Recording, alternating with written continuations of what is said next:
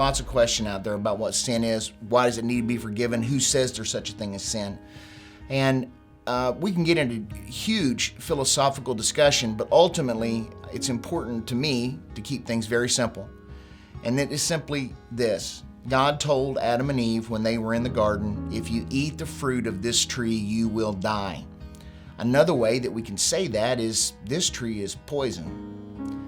Now, when you consider the list of things that God addresses and asks us to avoid, you begin to notice that all of these things have something in common. Every single thing that He asks us to avoid ultimately brings death, hardship, difficulty, destroys families, destroys lives.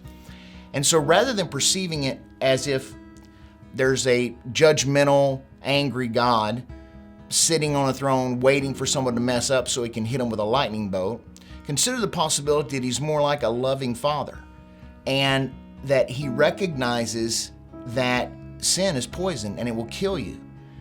And He's trying to send up warning signals. He's trying to alert you. He's trying to make you aware.